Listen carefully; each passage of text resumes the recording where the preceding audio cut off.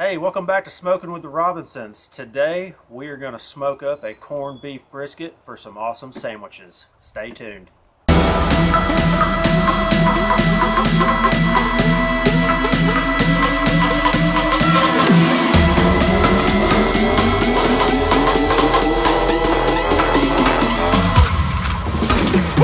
Hey, thanks for joining us again. With St. Patrick's Day right around the corner, we are going to show you how we smoke up this corned beef brisket for some great sandwiches.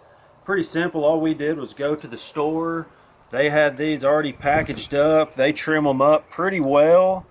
They do leave a little fat on the bottom, but we're actually going to leave that too to give us a little barrier between the meat and the fire on the cooker. So once again, we're going to be using some fajita seasoning. This has just got your salt, pepper, garlic in it. Going pretty basic with this. So all we do, we're going to give it a pretty good coat. This is a pretty decent sized piece of meat, so it can take quite a bit of seasoning. So we're just going to hit the back side here, kind of pat that in, flip it over. Come back in on the top.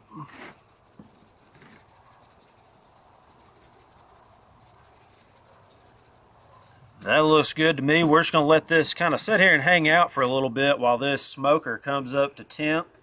So we'll come back to you whenever it's time to put this thing on. Today we're going to be cooking on our Gateway drum smoker. We're going to be using Royal Oak hardwood lump charcoal.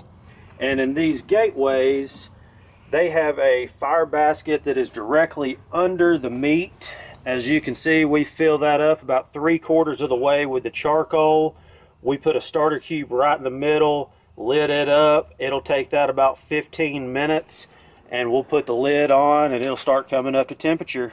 Stay with us. Okay, this is what we're looking for once the charcoal gets going. We want a spot burning that's about the size of a softball. And now we're going to come in and add our wood. And for those that may be new to smoking, wood is kind of like a seasoning. You don't want to use too much or it can overpower everything. But we are going to get the grate back on. We're going to get the lid closed.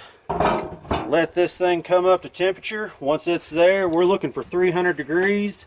We'll put this thing on. This Gateway drum smoker is almost up to temp, so we're going to go ahead and put this thing on. But first, my lovely assistant wife, Kelsey, videographer, all those things reminded me, I didn't tell y'all, but we are using hickory wood today.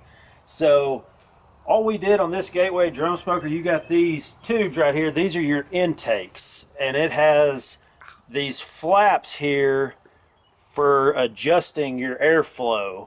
So normally, setting it right there, the exhaust all the way open will get you 300 degrees. So let's go ahead and get this thing on. Got some good smoke rolling now. We're just going to put this right in the center of the grate. Got a little sizzle going on. So this will probably go for about an hour and a half before we even look at it. So we'll bring y'all back whenever we open this thing up. Okay, we're coming back to you. It's been right at an hour that this has been on, so we're going to take a look at it.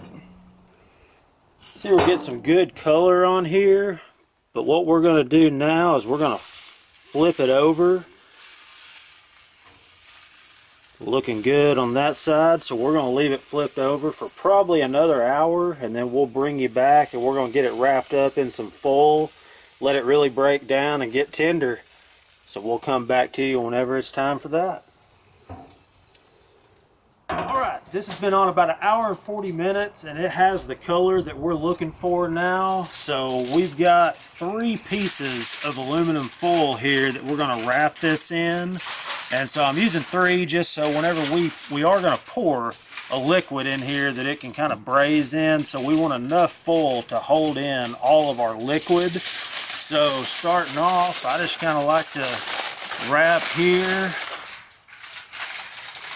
And then we'll take this liquid, we'll start pouring. Make sure it gets all the way in there. And what our liquid is a half a cup of beef broth and a half a cup of water. And so this will just really help break down the meat while it's finishing up and get it good and tender. So we are going to get this wrapped, and I'm going to put it in a pan. That way if we do lose any liquid, it will get caught in the pan. So we're just going to set it in here, and we've got a thermometer. This is a Chef Alarm by Thermalworks. And so we're going to put this probe in, and all this does is tell us what our internal temperature is of the meat.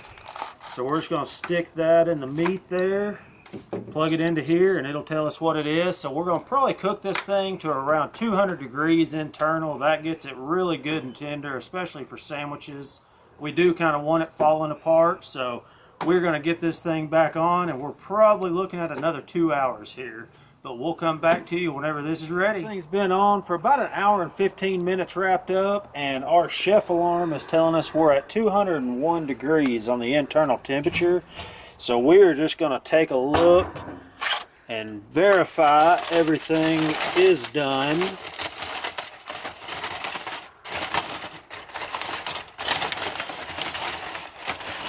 Looking good, still got all our juice in here. And basically we're just going to fill around in here.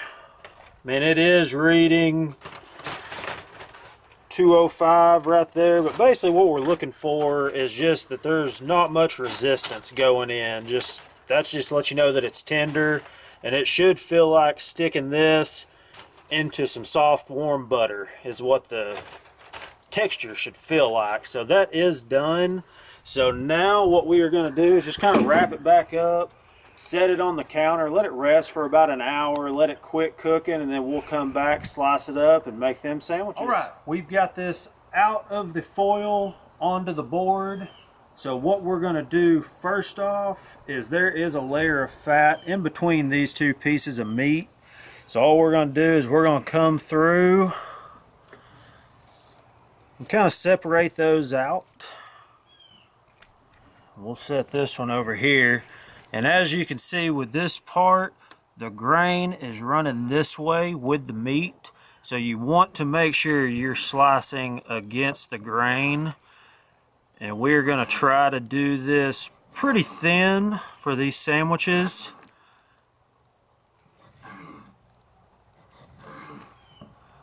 Meat's looking good.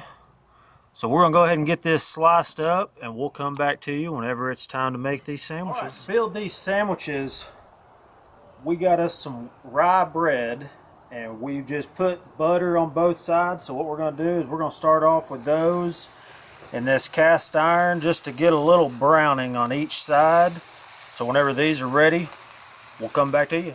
This bread is done, so now we're going to get it off, and we're going to come in with our meat and cheese. I'm going to use 2 pieces of cheese on here, and we're going to take some of the juices that we had with this brisket, and we're just going to give a little pour in here to get some steam going, and we'll let that cheese melt up. Alright, that Swiss cheese is good and melted. So what we're going to do is we're just going to come in, get this, transfer it to our bread. Get this last little piece here. And we have made up a Russian sauce. We will leave the ingredients to how to make that in the description. So what we're going to do is we're just going to kind of give this a drizzle.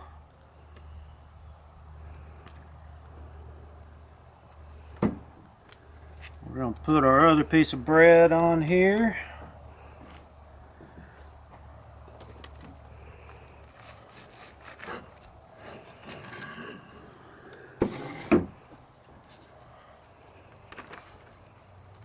Looks good if you ask me. Now that we got these sandwiches plated up, I've got to try one. So let's see how we did. Looks good.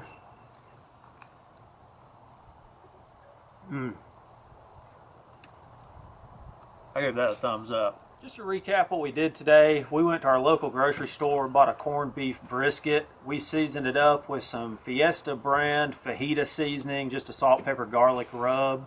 We did cook it on the Gateway drum smoker at 300 degrees using some Royal Oak lump charcoal.